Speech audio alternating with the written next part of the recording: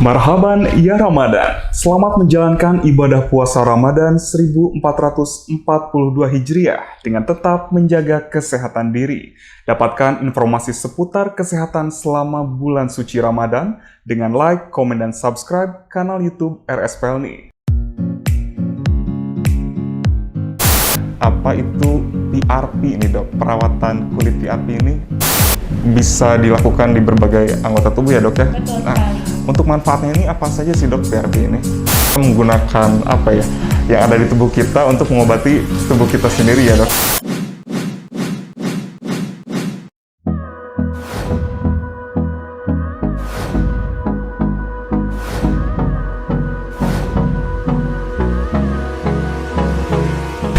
Halo Sobat Rusni, Sobat Rumah Sakit Pelni, apa kabar? Berjumpa kembali dalam acara Ngopi, Ngobrol Pagi bareng dokter spesialis Rumah Sakit Pelni bersama saya Ridwan Syah Maulana Azhar.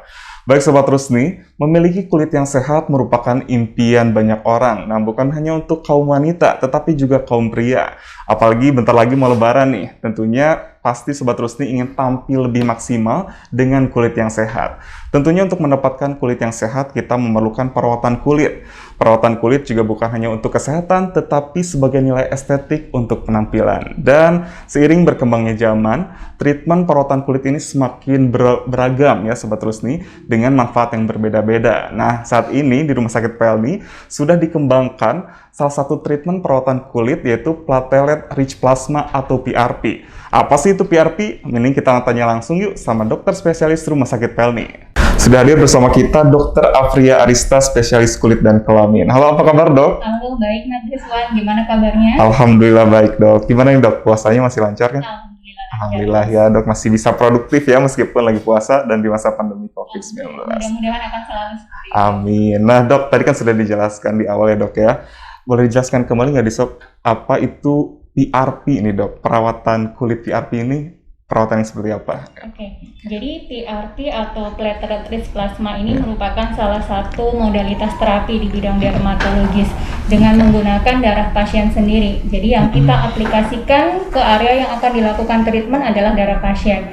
Jadi pasien akan diambil darahnya sejumlah yang kita butuhkan, kemudian akan diolah dan akan terpisah antara darah dan plasma. Plasma ini ya yang nantinya akan kita aplikasikan pada area yang akan kita lakukan terapi. Jadi bisa pada area wajah, bisa pada area kepala, dan juga pada stretch mark. Oke, berarti bisa dilakukan di berbagai anggota tubuh ya, Dok ya? Betul Nah, sekali. untuk manfaatnya ini apa saja sih, Dok, PRP ini? Sebenarnya PRP ini banyak sekali manfaatnya. Kenapa bisa dikatakan banyak sekali manfaatnya? Karena kandungan trombosit di dalam PRP ini 3-5 kali lipat dibandingkan dengan normal.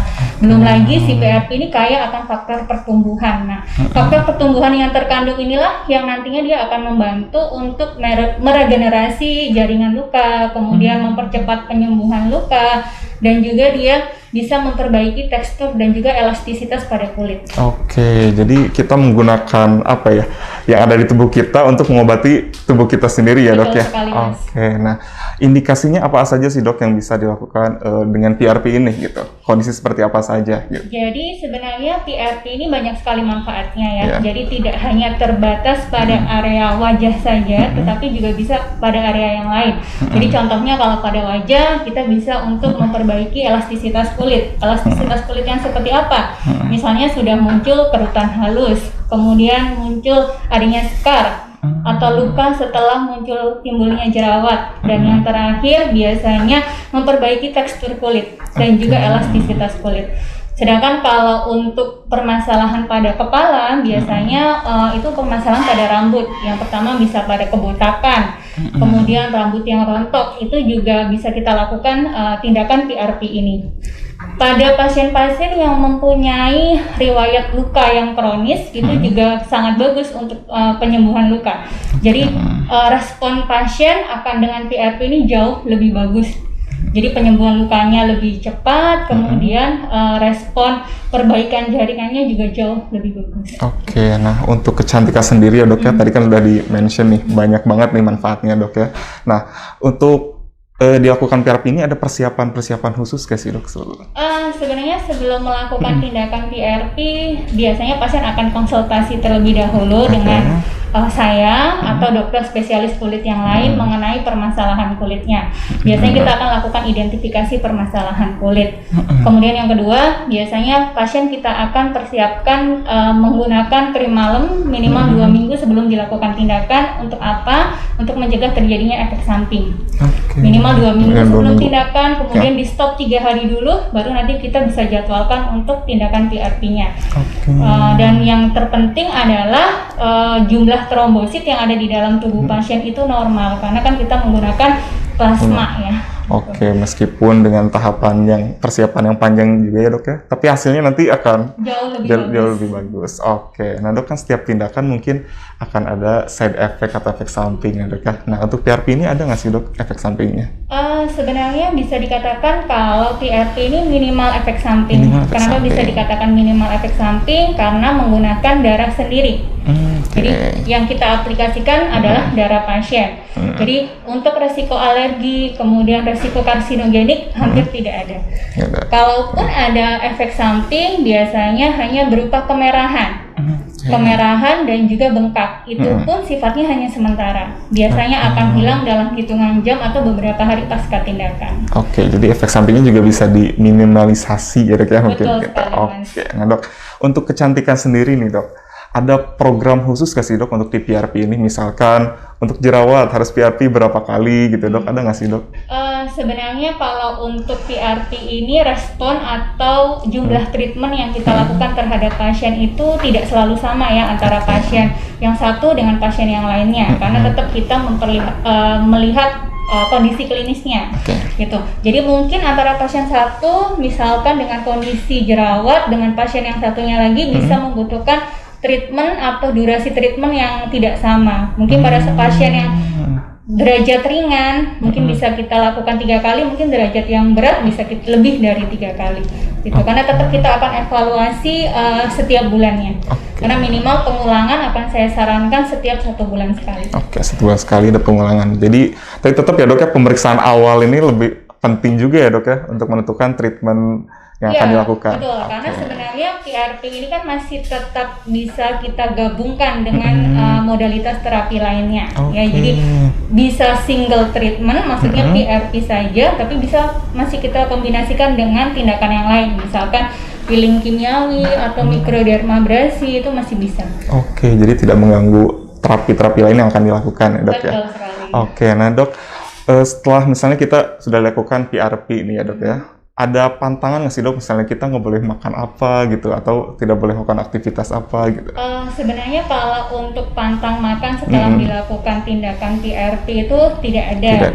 Mungkin tetapi sebelum dilakukan tindakan PRP biasanya mungkin tidak mengkonsumsi obat-obatan yang mengganggu fungsi dari trombosit itu sendiri. Biasanya adalah aspirin itu. Jadi memang nanti pada awal anamnesis akan kita tanyakan apakah ada riwayat konsumsi obat-obatan. Itu mungkin yang sebelum treatment ya. Tapi kalau sesudah treatment sih tidak ada pantangan untuk makanan, tetapi mungkin setelah treatment untuk sementara mungkin menghindari paparan sinar matahari terlebih dahulu, kemudian memakai sunscreen.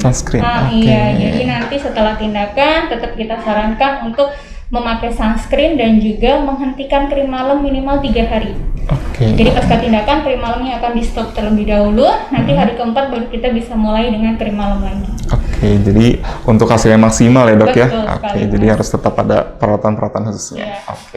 Nah dok, kan sekarang lagi bulan puasa, bentar lagi Lebaran nih dok. Ya kan kalau meskipun sekarang lagi pandemi kita nggak boleh ketemu, tapi kan kita bisa bertemu secara virtual dok. Tentunya tanpa penggunaan efek kita pengen glowing juga kan dok ya, meskipun kita lagi daring ya. Nah, untuk efek yang maksimal ya dok ya, supaya kulit kita glowing mungkin dok pada saat Lebaran. Nah itu perawatan PRP-nya disarankannya lebih baik kapan gitu dok? Sebenarnya saya menyarankan untuk, karena semua tindakan itu tidak ada hasil yang instan ya. Jadi saya sarankan mungkin kalau untuk glowing saat Lebaran, kalau sekarang mungkin sudah terlalu mepet ya, karena yang saya jelaskan tadi persiapannya adalah harus memakai krim malam dulu minimal 2 minggu, kemudian di stop 3 hari baru kita jadwalkan. Biasanya saya sarankan minimal kalau mau glowing ya bisa kita lakukan sebulan sekali. Pengulangan treatmentnya biasanya 3-4 minggu, kemudian nanti tetap bisa kita masuk terapi lainnya, misalkan chemical peeling ataupun mikrodermabrasi. Tapi itu kembali lagi ya tergantung dari kondisi. Pasien gitu. Jadi tidak selalu setiap pasien terapinya sama. Jadi kita bisa berbeda-beda antara pasien satu dengan pasien yang lain. Jadi tetap harus berproses ya dok ya, nggak ada yang instan. Semuanya yang instan gitu. Hasil yang baik itu melewati proses yang panjang ya dok ya. Nah dok, untuk dilihat dari rentang usia nih dok ya, kapan sih kita boleh melakukan PRP ini gitu? Ada nggak sih dok batasan usianya, misalnya anak-anak nggak boleh atau gimana gitu? Sebenarnya kalau untuk batasan usia, PRP ini bisa digunakan ketika sudah ada keluhan ya. Sembari sebenarnya kalau kita masih bisa menggunakan terapi topikal ya. Terapi topikal itu adalah obat-obatan yang dioleskan secara topikal di wajah. Biasanya kita akan menggunakan pilihan terapi topikal terlebih dahulu. Baru kemudian biasanya kita bisa menggunakan peeling kimiawi. Kalau misalkan keluhannya sudah cukup berat, baru kita bisa masukkan ke dalam treatment PRP ini. Jadi sebenarnya kalau untuk dibilang rentang usia berapapun, semua orang yang pengen memperbaiki elastisitas kulitnya itu bisa.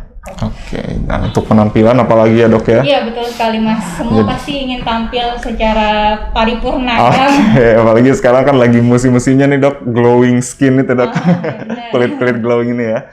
Nah dok kan di Rumah Sakit Pelni bisa dilakukan di PRP ini ya dok ya. Untuk pengerjaannya sendiri nih, butuh berapa lama sih dok? Untuk PRP ini. Jadi sebenarnya kalau untuk pengerjaan PRP dari awal pasien datang berkonsultasi dengan kita sampai tahap akhir itu membutuhkan waktu kurang lebih 1,5 jam. Jadi ya yang awal yang tadi saya sudah jelaskan akan kita lakukan konsultasi dulu. Kemudian setelah konsultasi pasien akan kita ambil darahnya. Pasien kita ambil darahnya sesuai dengan kebutuhan. Nah darah ini akan diproses di laboratorium minimal 1 jam. Nah, sembari pasien menunggu hasil darah yang diolah, gitu, jadi wajah pasien akan kita bersihkan terlebih dahulu. Kita lakukan pembersihan, kita lakukan scrubbing, kemudian baru kita lakukan anestesi topikal. Jadi anestesi topikal juga pengerjaan minimal 30-45 menit. Jadi ketika darah itu sudah sampai kepada kita, baru kita memulai pengerjaan. Jadi total biasanya 1,5 jam. 1,5 jam? Iya, 1,5 jam. Nah baik dok, tadi kan kita udah ngobrolin mengenai manfaat untuk kecantikannya dok kan ya. Tapi tadi dokter juga sempat mention bahwa PRP ini bisa untuk menyembuhkan luka ya dok ya. Nah untuk perawatan luka itu sendiri dok, apakah ada program khusus dok? Apakah berbeda gitu dengan PRP untuk kecantikan? Sebenarnya kalau untuk PRP pada luka dan kecantikan itu tidak ada perbedaannya. Jadi sama saja, semua dari prosedur awal hingga akhir sama ya. Jadi mungkin pengulangan terapi juga sama, tetap kita anjurkan untuk minimal 1 bulan sekali.